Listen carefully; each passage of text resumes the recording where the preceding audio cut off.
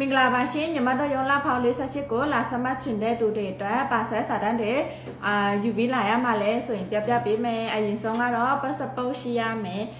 ဘောပါမင်းစာရွက်ကတက်တန်2026စနလာပိုင်းကုန်တဲ့လူဖြစ်ရမယ်သုံးဖို့2029ကုန်မဲ့လူဖြစ်ရမယ်ဘောပါမင်းစာရွက်မရသေးဘူးပေါ်တော်90နဲ့ငွေချေစာရွက်ပဲရသေးတယ်ဆိုတဲ့လူတွေအတွက်လည်းလာစမှတ်လို့ရပါတယ်ရှင်ဒီ31ရက်နေ့3လပိုင်းမှာကုန်တဲ့စာရွက်နဲ့တော့လာစမှတ်လို့မရတော့ပါဘူးเนาะရှင်ပတ်စပေါ်မရှိသေးဘူးဆိုရင်လည်းပေါ်တော်90ကဒီနောက်နေ့ကုန်မဲ့ပေါ်တော်90သုံးဖို့12လပိုင်းမှာကုန်မဲ့90ဆိုရင်ပေါ်တော်90ဆိုရင်လာစမှတ်လို့ရပါတယ်ရှင်เนาะစိတ်ဝင်စားတယ်ဆိုညီမတို့ရုံလာဖောင်လေးဆက်ရှစ်လို့လာလို့ရတယ်ရှင်စမှတ်ကြေးကတော့ချက်ချင်းပေးစရာမလိုဘူးအလုံးရမှာပေါ့နော်ဝင်ဆောင်ခါလို့တစ်ခုကို1000ပတ်ပေးရမှာဖြစ်ပါတယ်ရှင်တထဲပြောင်းကြေးပါရညာတွေကတော့မရှိဘူးပေါ့နော်အများဆုံးကတော့တထဲပြောင်းတာတွေတိတ်မရှိဘူးရှင်